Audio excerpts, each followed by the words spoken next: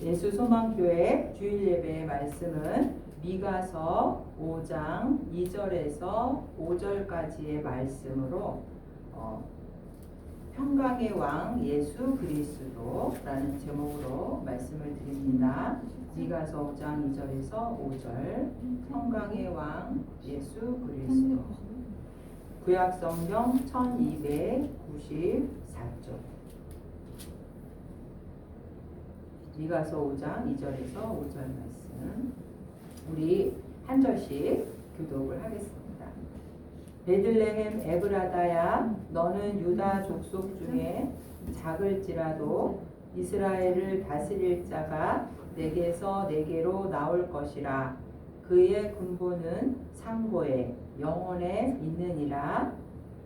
그러므로 여인이 해산하기까지 그들을 붙여두시겠고 그 후에는 그의 형제 가운데에 남은 자가 이스라엘 자손에게로 돌아오리니 그가 여호와의 능력과 그의 하나님 여호와의 이름의 위엄을 의지하고 서서 목축하니 그들이 거주할 것이라. 이제 그가 창대하여 땅끝까지 미치리라. 5절을 함께 읽겠습니다.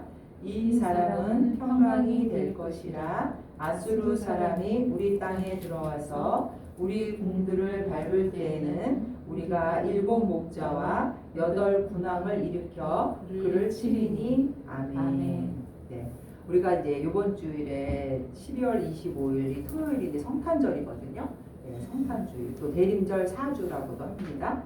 근데 우리 성탄절이 돌아오면 저도 어렸을 때 그랬지만 누가 주인공이었냐면은 이제 산타크로스 할아버지가 오셔서 선물을 주신다. 그래서 엄마가 이제 그 성탄 트리 옆에다 선물을 이렇게 놓고 너가 착한 일을 많이 했으면은 네 선물이 있을 거고 부모 말을 안 들었으면 성탄 선물이 없다. 그리고 그 전날 자면서 얼마나 고민을 했는지 몰라. 내가 과연 착한 일에 선물을 받을 것인가. 보통 성탄절 그러면 이제 선물을 많이 떠올리잖아요. 근데 이제 우리 그리스도인들은 그러면 성탄절이 어떤 날인가?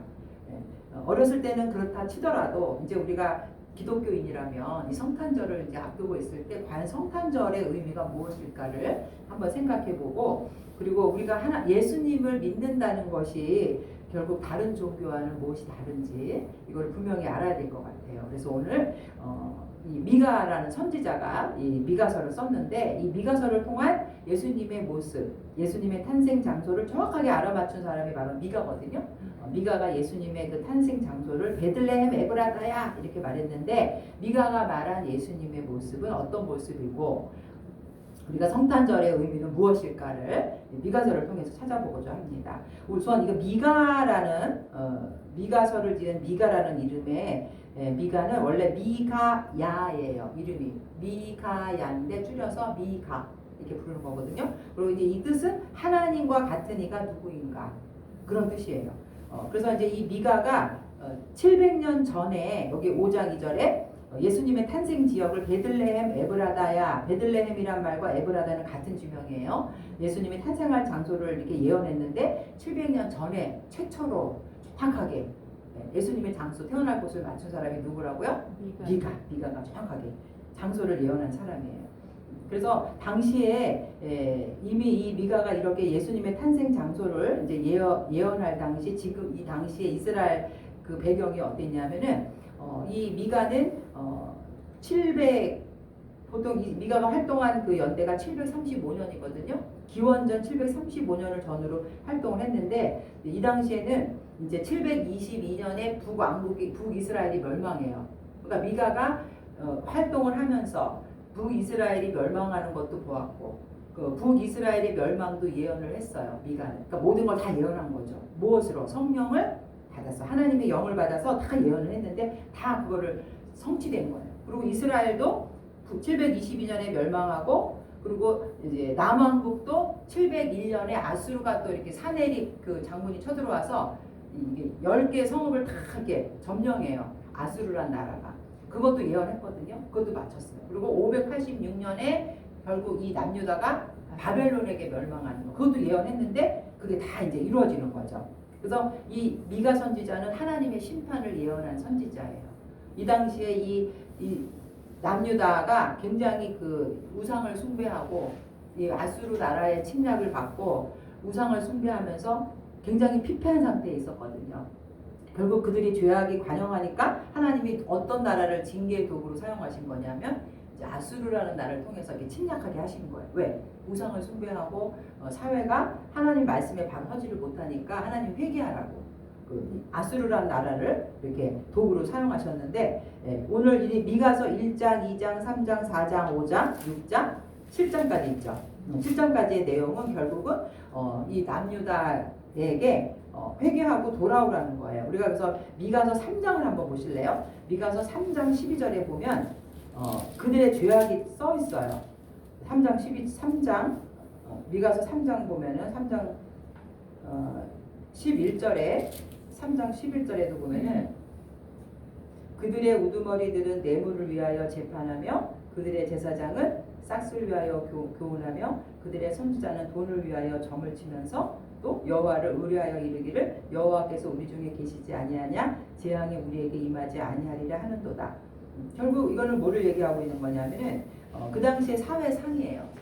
종교 지도자들도 그렇고 그들의 그 사회상이 바알과 아세라의 그 우상 숭배로 인해서 지금 굉장히 뭐예요? 어둠의 시기라는 거죠. 이 미가가 이렇게 심판을 외쳤을 당시에는 당시에 이렇게 사회가 죄악 가운데 있었다는 거예요.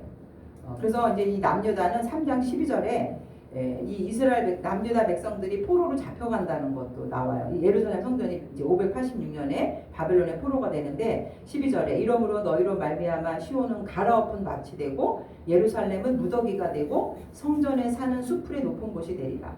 예루살렘 성전이 파괴된다는 것은 결국 바벨론의 침략에 의해서 멸망하는 거예요. 그래서 바벨론의 포로로 잡혀간다는 거죠. 이것을 이제 미가 선지자가 예언을 했는데 미가가 예언한 것들은 다 이루어졌어요. 미가가 활동했던 그 당시는 여기 보니까 1장 1절 보세요. 미가 1장 보면은 유다의 왕들 요담과 아하스와 히스기야 시대의 모레셋 사람 미가에게 임한 여호와의 말씀. 그러니까 미가는 왕들 세 사람이 같이 있었는데 요담, 아하스, 히스기야. 그래서 세 왕의 통치 기간에 다 활동을 했어요. 그게 무려 54년 동안. 그리고 히스기야 왕이 이제 종교 개혁을 일으킬 때 많은 영향을 준 사람이 바로 미가 선지자인데 미가 선지자는 당시에 막 종교도 부패하고 이 거짓 선지자들이 이렇게 가난한 자, 억압받는 자를 위한 그런 선지자 역할을 한 게 아니라 그 세 권력층에 붙어서 거짓 예언을 말하고 이제 3장 보세요. 3장 1절에 보면 타락했던 게 나와요. 미가가 이제 그 심판을 한 것이 내가 또 이르노니 야곱의 우두머리들과 이스라엘의 족속의 통치자들아 들으라 정의를 아는 것이 너희의 본분이 아니냐 너희가 선을 미워하고 악을 기뻐하여 내 백성의 가죽을 벗기고 그 뼈에서 살을 뜯어. 그러니까 미가 선지자가 당시에 타락한 걸 다 얘기하고 있는 거예요. 자신의 유익에 따라서 권세자 부자에게 압첨해서 메시지를 전했던 거짓 선지자들 그리고 가난하고 억압받는 자를 위해서 하나님의 공의에 따라서 살지 않게 그 나라를 정치를 하지 않았던 그 당시에 사회상에 대해서 백성들의 우상과 이런 걸 지적하는 그런 선지자였다라는 거죠. 그리고 이 당시에 그 분위기는 아수르라는 나라가 힘이 커지면서 막 주변 국가를 정복하는 시대였어요. 그래서 북이스라엘도 결국은 멸망시켰고 이제 남유다도 막 쳐들어와서 괴롭히고 있고 그 당시에 이 아수르의 군대가 얼마나 잔인한 군대였냐면 아수르는 자기가 이렇게 정복한 나라에서 조공을 받잖아요. 그럼 그걸 어디에다 투자하냐면 군대에 투자를 해요. 강한 군사를 만드는 거예요. 그래서 이렇게 그 고고학 자료에서 아수르 군대 이렇게 조각한 걸 보면 살아있는 사람을 이렇게 눕혀놓고 잡아다 놓고 뭐를 해요? 껍질을 벗겨 생껍질. 고문이에요. 포로를 살아있는 사람 생껍질을 벗기고 그리고 막 이렇게 살려달라고 하는 그 포로의 그 조각한 걸 보면 창으로 눈을 찔러버려요. 그냥 그 자리에서. 그러니까 잔인성이 그 당시 세계에 다 이름이 날 정도로 아수르 군대 하면 치를 떨 정도로 잔인한 군대였다라는 거죠. 근데 그 나라가 이제 이스라엘도 멸망시키고 남유다도 쳐들어와서 10개의 성읍을 이제 멸망시키고 사네립 그 왕이 그래서 히스기야 왕 때 하나님 앞에 기도해서 하루에 이제 그 천사들이 나타나서 이 아수르 군대를 물리친 이제 그런 이야기도 있는데 이런 일들이 왜 일어났냐 하면 바로 이 우상 숭배와 하나님 앞에 죄를 졌기 때문에 하나님의 심판이었던 거예요. 그래서 이 미가 선지자는 계속해서 심판을 외치고 있는 거죠. 너희가 하나님 앞에 돌아와야 된다. 그래야 하나님께서 너희를 도와주시고 너희가 멸망하지 않는다. 근데 결국 그들은 말을 듣지 않았어요. 그래서 남유다도 결국 586년 기원전 바벨론에게 완전히 멸망하고 또 포로로 1차, 2차, 3차로 잡혀가게 되는 거죠. 그러나 결국 오늘 우리가 읽은 이 5장 2절부터는 이제 하나님께서는 이스라엘 백성 포로를 70년 있다가 다시 이렇게 회복시키는 것처럼 내가 너희들 중에 누구를 보내는 거냐? 메시아를 보낸다는 거예요. 예수 그리스도를 통해서 이제 하나님의 나라가 임하고 다시 너희를 회복시켜 주실 것이다. 그거를 이제 미가가 하나님의 영을 받아서 메시아를 예언한 거예요. 자, 5장 2절에 그래서 메시아가 어떤 메시아냐 하면은 우리를 구원하기 위해서 태초에 계신 하나님이 겸손한 왕으로 오신 성육신 하신 분이다라는 걸 설명하기 위해서 예수님이 태어난 장소를 말하고 있는 거예요. 예수님이 인간의 모습으로 겸손하게 베들레헴이라는 인구 1000명도 안 되는 작은 도시로 오셨다. 자, 보세요. 베들레헴 에브라다야 너는 유다 족속 중에 작을지라도 이스라엘을 다스릴 자가 내게서 내게로 나올 것이라. 그의 근본은 상고의 영원에 있느니라. 이게 좀 어려운 말 같은데 예수님이 탄생할 장소가 어디라고요? 베들레헴 에브라다. 자, 베들레헴이라는 것은요, 집이에요, 하우스. 레헴, 떡. 그럼 베들레헴이 뭐예요? 떡집이라는 거예요, 떡집. 그리고 이 베들레헴은 예루살렘 성으로 남서쪽으로 10km 있는데 인구 1000명 정도밖에 안 되는 작은 시골 마을이에요. 예수님의 탄생 장소가 이렇게 작은 마을이었다는 거예요. 그리고 이 베들레헴은 창세기에 처음 등장하는데 라헬이 죽은 장소고, 그리고 이 베들레헴은 유다 지파들이 살았던 곳인데 다윗의 그 고향이 베들레헴이에요. 그리고 다윗의 아버지 이세의 아버지 오벳의 또 아버지 보아스. 그 다윗의 조상들이 살았던 동네가 어디냐면 베들레헴이에요. 이 베들레헴이라는 도시가 되게 중요해요. 메시아의 다윗의 뿌리에서 예수님이 나오시잖아요. 그 조상들이 살았던 장소가 바로 베들레헴이라는 거죠.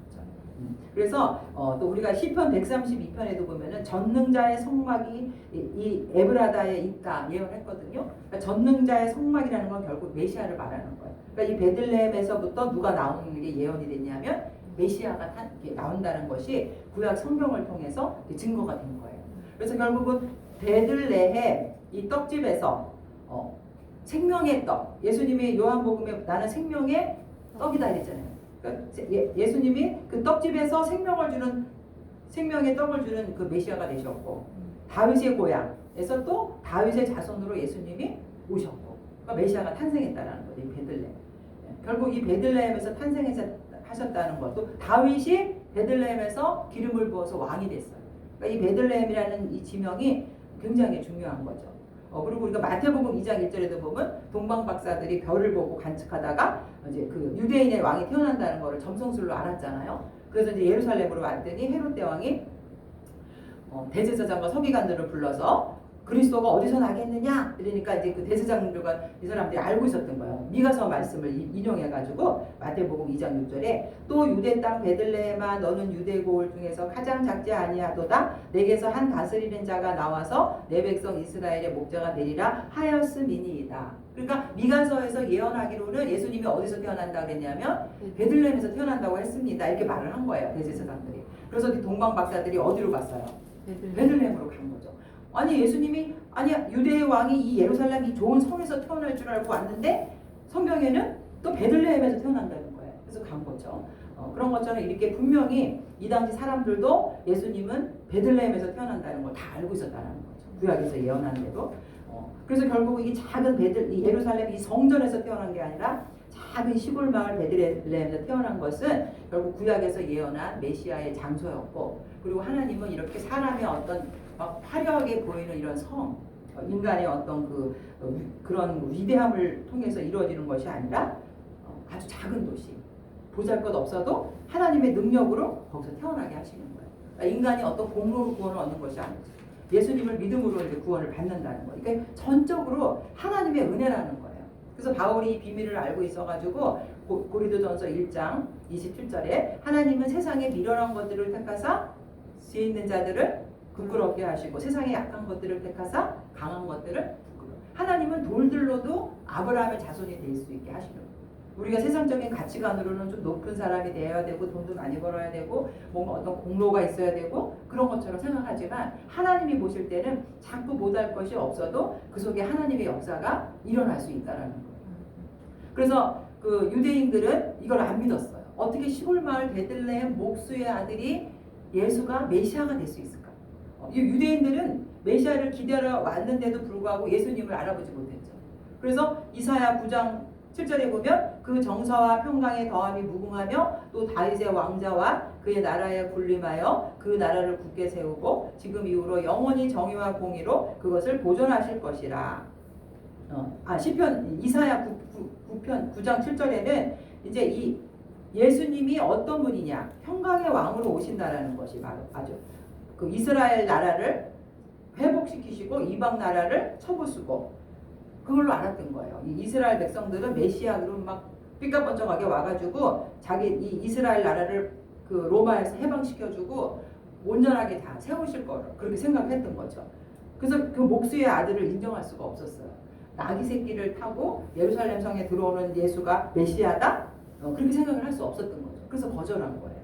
그러나 우리가 빌립보서 2장 7절에도 보면 6절에 그는 근본 하나님의 본체시나 하나님과 동등됨을 취할 것으로 여기지 아니하시고 오히려 자기를 비워 종의 형체를 가지사 뭐같이 됐다고요? 사람들과 같이 되셨고 사람의 모양으로 나타나서 자기를 낮추시고 죽기까지 복종하셨으니 그 십자가에 죽으시고 예수님은 인간의 모습으로 온 자체가 바로 겸손한 모습이라는 거죠. 낮아지심으로 인간을 구원하기 위해서 오셨다는. 그러나 유대인들은 뭔가 화려하게 이 나라를 회복시켜주고 메시아가 그렇게 초라한 모습으로 올 수는 없다. 그래서 믿지 않았다는 거죠. 그리고 이 미가가 베들레헴에서 태어날 지도자는 그 근본이 상고의 영혼에 있다. 여기 보세요. 2절에 뭐라 그랬냐면 그의 근본은 상고의 영혼이 있다. 자, 상고라는 말은 태초라는 말이거든요. 그의 근본, 태초에 영혼에 있다. 이게 무슨 말이에요? 요한복음 1장 1절에 태초에 말씀이 계시니라 이 말씀이 하나님과 함께 계셨으니 이 말씀이 곧 하나님이시라. 태초에 계신 분이 누구예요? 하나님. 근데 그 하나님과 같은 분이 바로 예수님이에요. 말씀이 육신이 되어 우리 가운데 오신 분이 바로 예수 그리스도라는 거죠. 결국 여기서 예수님을 나타내는 그 예수님의 탄생기를 설명하면서 그의 근본이 태초에 영원에 있다라는 것은 예수님이 누구다? 하나님이라는 거예요. 하나님. 그래서 오늘 이 미가 선지자는 예수님의 탄생 장소를 지적하면서 작고 초라한 마을 베들레헴에서 태어나셨지만 구약에서는 베들레헴에서 계속 메시아가 나올 것을 예언했고 그리고 근본이 태초에 영원부터 계셨던 분 바로 하나님이시다. 바로 그 하나님이 인간의 모습으로 베들레헴에서 태어나셨다.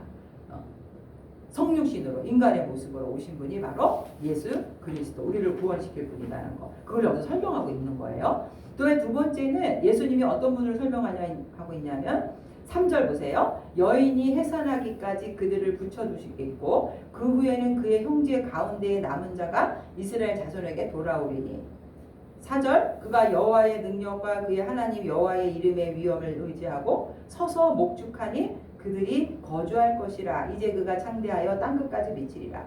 3절과 4절의 내용은 결국 4절에 목자의 심정으로 오셨다. 목자의 리더십을 가지고 이 땅의 왕으로 오신 분이다. 서서 목축하니 그랬죠. 목축이라는 말은 양떼를 키우는 거죠. 양을 돌보는 목자. 서 있다는 거예요. 서서 그 양들을 보살피는. 그리고 그가 창대하여 땅끝까지 미치리라. 하나님의 그 권력은 온 우주 만물을 다스리는 분인 거죠. 예수를 믿는 자나 안 믿는 자나 다 그가 누구의 권세 아래 있냐면 하나님의 권세 아래 있다는 거예요. 여인이 해산한다는 것은 마리아예요. 마리아가 예수님을 동정녀 마리아가 성령으로 잉태해서 예수를 낳았죠. 메시아가 해산하기까지 예수님이 이 땅에 오기까지 그들을 붙여두시겠고 물론 여기서 그들을 붙여두신다고 미가가 예언한 거는 이스라엘 백성들이 바벨론 잡혀가서 70년의 포로 생활을 했죠. 그러니까 하나님을 떠나서 죄를 짓고 결국 바벨론 포로로 잡혀가서 붙여두시겠고 그랬지만 다시 그들을 어떻게 했어요? 하나님께서는 그들을 바벨론에서 다시 예루살렘으로 귀환하게 하셨죠. 회복시키셨죠. 그거를 영적으로 그거를 1차적으로는 바벨론 포로에서 회복되는 거지만 여기서는 예수님께서 사단의 권세 아래 있는 이 온 인류를 해산하기까지 예수님 메시아가 오기까지는 고통받지만 결국 예수가 와서 그 흑암의 권세를 무너뜨리는 거예요. 해방시킨다는 그 내용이에요. 해산하기까지. 메시아가 탄생할 때까지 예수님이 오셔서 죄와 사망 권세에 있는 자들을 해방시켜주는 거. 이거를 이렇게 여인이 해산하기까지 그들을 붙여두시겠고 이렇게 예언을 한 거예요. 결국 우리가 예수 믿기 전에는 다 뭐였죠? 영원한 지옥의 형벌을 받을 수 없는 죄와 사망에 매여 있는. 그러나 이제 예수님을 믿고 우리가 죄와 사망 권세에서 해방돼서 영원한 생명을 얻게 되었다. 여기 3절에서 예언하는 내용이 바로 그 내용이에요. 그래서 우리가 누가복음 4장 18절에 예수님이 성전에 올라가서 이렇게 말씀하셨어요. 이사야 말씀을 이제 인용해서 주의 성령이 내게 임하셨으니 이는 가난한 자에게 복음을 전하게 하시려고 내게 기름을 부으시고 나를 보내사 포로된 자에게 자유를 눈먼 자에게 다시 보게 함을 전파하며 눌린 자를 자유롭게 하고 이사야 61장 1절 말씀을 인용해서 예수님이 죄와 사망 권세에 있는 자들을 해방시키기 위해서 오셨다. 그죠? 이 임신한 여인이 바로 마리아를 얘기하는데 이 예수가 탄생하기까지 예수님이 이 땅에 오기 전까지는 우리가 다 죄와 사망에서 사단의 권세 아래 묶여있던 사단의 종이었다라는 거죠. 근데 이제 여인이 아기를 낳았어요. 예수님이 이 세상에 탄생하셨어요. 성탄절을 기다리고 있지만 예수님이 오신 목적은 이 마귀의 권세를 멸하고 우리를 영원한 지옥의 형벌에서 영원한 영생의 그 축복을 주기 위해서 이 땅에 오셨다는 거죠. 그래서 여기서 보니까 그의 형제 가운데 남은 자 유대인들을 말하는 거 예수님의 그 혈족 유대인들 형제 가운데 남은 자 물론 여기서 1차적으로는 그 바벨론 포로에서 다시 돌아온 자들을 얘기하지만 결국 유대인이면서 기독교로 개종해서 남은 자 예수를 믿은 자는 이스라엘 자손에게로 돌아오리라. 결국 이스라엘 자손은 오늘날 우리 신약교회 성도들이에요. 에게 돌아와서 다 구원을 받게 된다는 거죠. 신약시대의 모든 성도. 물론 여기서 이스라엘이라고 불렸다는 거는 이제 하나님의 그 포로들이 이제 다시 돌아와서 이스라엘이라는 그 이름으로 회복되는 것을 예언한 거지만 영적으로 보면은 이제 하나님은 이방인들을 구원하시고 이스라엘 백성들 중에서도 이제 나중에라도 믿는 자들은 다시 돌아와서 하나님의 백성으로 삼아주신다는 거예요. 지금도 아직 유대인들은 그 예수 그리스도를 안 믿는 자들이 많이 있거든요. 이제 결국은 다 돌아오게 한다는 거죠. 3절과 4절에. 그래서 결국은 하나님이 4절에서도 여호와의 능력과 그가 여호와의 능력과 그의 하나님의 여호와의 이름을 의지하고 서서 목축한다. 자, 그가가 누구예요? 하나님의 능력과 하나님의 이름의 위엄을 의지하는 자, 바로 제2성자 하나님, 예수 그리스도를 말하는 거예요. 서서 목축한다. 땅끝까지 미치리라. 이게 다 이제 목자의 심정으로 성도들을 양처럼 보호하시는 거예요. 그래서 이사야 9장 6절에 이는 한 아기가 우리에게서 낳고 한 아들을 우리에게 주신 바 되었는데 그의 어깨에는 정사를 메었고 그의 이름은 기묘자라 모사라 전능하신 하나님이라 영존하시는 아버지라 평강의 왕이라 할 것이니라. 누가? 예수 그리스도가 바로 우리에게 목자로 오셨다는 거예요. 그래서 요한복음 10장 11절에도 보면 나는 선한 목자라 선한 목자는 양들을 위하여 목숨을 버리거니와. 그러니까 우리가 성경에서 이게 목자로 나오는 분이 다 예수 그리스도 목자로 표현하거든요. 예수님을. 왜? 예수님은 잃은 양 한 마리라도 100마리의 양을 놔두고도 잃어버린 한 마리 양을 위해서 찾아다니는 분이에요. 누가복음 15장 4절에도 그리고 요한복음 10장 3절에서는 자기 양의 이름을 하나하나 불러요. 양들이 신기하게 그 목자가 양의 이름을 1순위, 2순위, 3순위, 4순위 이렇게 양의 이름을 이렇게 지어준대요. 그러면은 그 이름을 부르면 그 양이 나온대요. 이렇게 훈련을 물론 시켜서 그렇지만 그것처럼 우리 하나님도 내 이름을 자기 백성들의 그 자녀의 이름을 다 알고 계시겠죠. 한 사람 한 사람 불러서 전지전능하신 분이니까 양 목자의 심정으로 우리를 돌보시는 분이다. 그래서 여기서 목축한다라는 말을 미가가 사용한 거예요. 양을 섬기는 목자. 그래서 우리가 시편 23편에 다윗이 뭐라고 했죠? 여호와는 나의 목자시다. 내가 부족함이 없으리라. 그래서 이 목자들이 이 지팡이가 두 개가 있어요. 이게 막대기 같은 지팡이와 갈고리 같은 지팡이. 두 개를 어떻게 쓰죠? 이 갈고리는 양들이 따라오다가 어디 이제 언덕이나 잘못된 수풀에 걸렸으면 이 갈고리를 어떻게 해요? 그 모가지를 목을 치서 이렇게 양을 올바로 이끌어내고 그리고 이제 늑대나 이런 위험한 동물이 올 때는 막대기로 그 동물을 때리고 이게 목자가 양을 보호하는 것처럼 우리를 보호하신다는 거예요. 그래서 다윗이 그 목동 생활을 통해서 그 목자가 누구라는 거였어요. 예수님, 하나님이라는, 자기 양을 지켜주시는 하나님이라는 걸 자기가 체험했다는 거죠.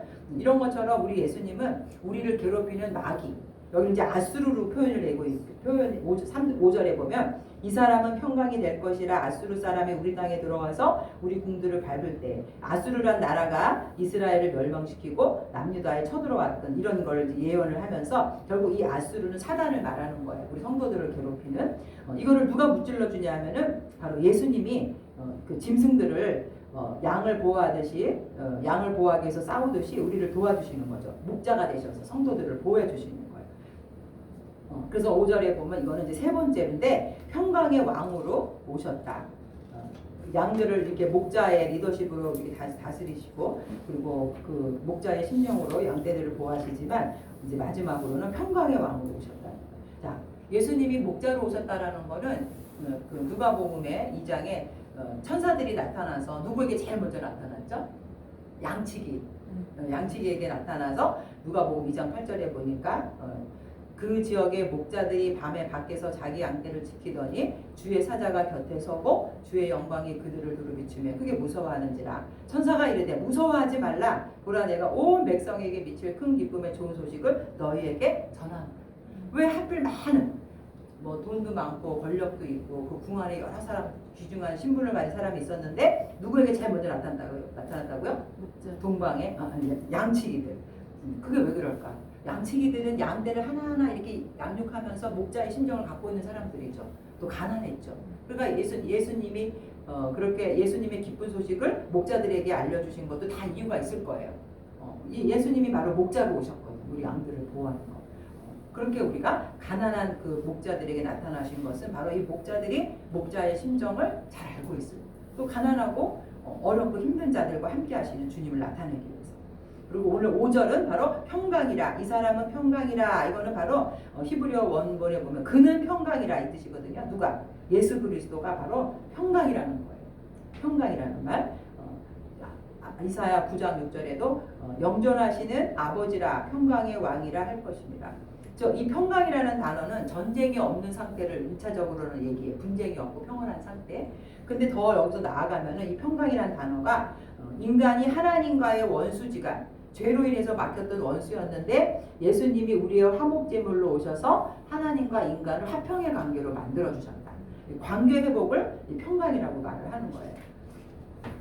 그래서 여기서 7 목자와 8 군왕. 7이라는 숫자는 이제 완전수거든요. 이제 목자라는 거는 바로 목자장. 그러니까 우리가 구역 예배 드릴 때 속장, 목자장. 예수님을 목자라고 하면 예수님을 돕는 자들이거든요. 8 군왕. 7이라는 완전수의 한 수가 더 앞에서 우리가 많다라는 8이라는 건 상징적인 숫자 많다라는 거거든요. 군왕 역시 그 교회 안에 그 교회의 사역을 돕는 자들을 얘기해요. 상징적으로. 여기서는 아수르를 막는다고 되어 있는데 이 아수르라는 단어는 사단의 세력, 우리 성도들을 괴롭히는 그것을 7 목자와 8 군왕을 일으켜서 그를 친다. 사단을 친다. 이제 하나님이 세우신 이 교회 안에 뭐 집사님, 구역장님, 뭐 장로님 이런 사람들이 바로 7 목자와 8 군왕이에요. 그 교회가 하나의 이제 그리스도의 몸된 지체로서 서로 자기 역할이 있듯이 이 사단의 권세를 이제 교회 안에 성도들이 이제 성도들을 보호하고 교회를 보호한다. 그걸 여기서 얘기하고 있는 거거든요. 결국 이 평강의 왕이라는 거는 아담의 범죄로 인해서 가장 이 땅의 비참한 결과는 하나님과 인간 사이의 평화가 깨지고, 그리고 사람과 사람 사이에서도 분노와 시기로 인해서 그 미움이 가득 차게 되고, 그래서 평강이 깨지는 거예요. 근데 이거를 해결할 분이 바로 누구냐면 바로 예수 그리스도. 에베소서 2장 14절에 그는 우리의 화평이신지라 둘로 하나를 만드사 원수된 것 곧 중간에 막힌 담을 자기 육체로 허시고. 그래서 주님이 우리의 화목제물이 되어서 하나님은 우리를 죄 없다고 인정해 주셨기 때문에 우리를 받아주신 거예요. 그래서 우리가 하나님과의 관계가 화평하게 되고 내 안에 주님의 사랑이 충만하니까 사람과의 관계 속에서도 주님의 마음을 갖고 있으면 너무 불쌍해 그 사람이. 근데 내가 인간의 마음을 갖고 있으면 너무 미워. 그러니까 주님의 마음으로, 화평의 마음으로 하나님과의 관계가 회복된 사람은 옆에 옆에 십자가. 사람과 사람과의 관계도 화평이 되는 거죠. 근데 인간의 마음이 아닌 주님의 마음으로 화평의 관계를 이룰 수 있다는 거예요. 그래서 세상에서 주는 이런 평안이 아니라 요한복음 14장 27절에는 평안을 너희에게 끼치노니 곧 나의 평안을 너희에게 주노라. 내가 너희에게 주는 거는 세상이 주는 것과 같지 아니하니 너희는 마음에 근심하지도 말고 두려워하지도 말고. 자, 이 평강이라는 단어 속에는 꽉 차다, 완전하다. 근데 또 슐람이라는 그 어근을 갖고 있는 동사가 들어있는데 지불하다, 빚을 갚다 이런 게 있어요. 그러니까 이 평강이라는 단어 속에는 빚을 갚았다, 지불했다 이게 뭐예요? 예수님이 바로 우리의 죄값을 지불한 거죠. 그래서 이 평강이라는 단어는 굉장히 우리가 완벽하게 알아야 돼. 분쟁이 없고 평안한다는 뜻도 있지만 죄값 지불하고 빚을 갚았다, 완전하다라는 단어가 분명히 뜻이 들어있다는 거예요.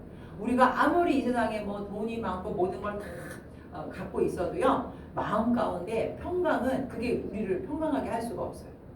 하나님과의 관계가 회복되고 사람과 사람 사이의 관계가 회복돼야 마음의 평안을 얻는 것이에요. 그러기 위해서는 우리 죄의 문제가 해결돼야 돼. 근데 그걸 누가 해결하셨냐면 예수 그리스도가 십자가에서 우리의 죄를 대속하기 위해서 치르신 값이었다. 이 평강이라는 단어 속에는 빚을 갚다, 지불하다가 들어있는데 하나님과의 원수 관계의 빚을 누가 갚았다고요? 예수님. 그래서 우리가 평강을 얻게 되었다는 거죠. 그래서 그걸 여기서 5절의 말씀은 평강의 왕으로 오신 예수님. 그래서 우리 정리하면 미가는 이제 베들레헴 에브라다야 하면서 700년 전에 예수님이 여기서 태어나실 것이다 라고 예언을 했는데 결국 예수님은 하나님 태초에 근본은 상고에 있는 영원에 있는 하나님이 인간의 모습으로 성육신 하셨다. 그리고 여인이 해산하기까지 그 이스라엘 바벨론 포로로 죄로 인해서 갇혀 있었지만 메시아가 탄생하고 예수님이 이제 오셔서 해방시키셨다. 죄와 사망에 있던 우리 인간을 목자의 심정으로 양을 돌보는 목축하는 예수님은 목자의 심정으로 오셔서 우리를 죄에서 해방시켜 주신 분이다. 그리고 5절에 평강의 왕으로 하나님과 인간 사이에 이 죄값을 화목제물로 죽어주시고 죄값을 치러주셔서 평강을 이루게 하셨다. 그래서 우리가 성탄절 부르면은 우리가 예수님은 어떤 분인가, 인간의 모습으로 성육신하셔서 이 하늘 영광을 버리고 이 낮은 땅 위에 오신 베들레헴에서 태어나신 분이고, 그리고 목자 양을 위해서 자기 생명을 버리는 그 양떼를 돌보는 세상은 막 높은 자리에서 군림하면서 사람들을 억압하잖아요. 권력이 있으면 사람들 자기 마음대로 하려고 하고. 근데 예수님은 목자처럼 낮은 자세, 선비로 와서 우리의 영혼을 돌보시는 분이다. 그리고 죄의 문제를 해결하셔서 평강에 우리 인간에게 뭘 주신다고요? 평강을 주시는 평강의 왕이시다. 그것이 바로 예수님 자체가 우리에게는 최고의 뭐예요? 성탄의 선물인 거죠. 세상 사람들은 다이아몬드 반지를 받아야 기뻐하지만 선물로 우리는 예수님 자체가 나의 죄 문제를 해결하시고 평강의 왕으로 오셔서 예수님이 바로 우리의 선물이 되셨다. 그래서 우리가 그 프란체스카 신부님이 이제 지은 그 기도문이 있어요. 평화의 도구가 되게 하려고. 그러니까 평화의 기도죠. 한번 읽어드리면은 마지막으로 주님 저를 당신의 도구로 써주소서. 미움이 있는 곳에 사랑을, 다툼이 있는 곳에 용서를, 분열이 있는 곳에 일치를, 의욕이 있는 곳에 신앙을, 그릇됨이 있는 곳에 진리를, 절망이 있는 곳에 희망을, 어두움의 빛을, 슬픔이 있는 곳에 기쁨을 가져오는 자 되게 하소서. 위로받기보다는 위로하고 이해받기보다는 이해하며 사랑받기보다는 사랑하게 하여 주소서. 우리는 줌으로써 받고 용서함으로써 용서받으며 자기를 버리고 죽음으로써 영생을 얻기 때문입니다. 우리도 이런 이 프란체스카 신부님의 이 기도처럼 결국 우리가 화평의 도구가 돼서, 그죠? 로마서 14장 19절에 그러므로 우리가 화평의 일과 서로 덕을 세우는 일을 힘쓰다니 주님의 자녀로서 평강의 그 선물을 받은 자들은 또 이 평강을 전하는 자들이 되기를 주님의 이름으로 축원드립니다. 하나님 아버지, 오늘 미가서의 말씀을 통해서 정확하게 예수님의 탄생을 예언하고 또 그 예수님은 인간의 모습으로 이 세상에 오셨고 목자의 심정으로 우리를 돌보시고 자신이 화목제물로 죽으심으로 하나님과의 원수지간에서 우리에게 화평의 관계로 평강을 주신 왕이라는 것을 깨달았습니다. 주님, 이 땅에는 도무지 진정한 평안이 없습니다. 우리가 하나님과의 관계를 해결하지 않으면 우리 안에 시기와 질투, 죄로 인한 분쟁으로 살아갈 수밖에 없습니다. 이 성탄절에 우리가 진정으로 평강의 왕으로 오신 예수님을 영접하고 영원한 영생을 선물로 받는 자들 다 되게 하여 주시옵소서. 감사드리며 예수님의 이름으로 기도합니다. 아멘.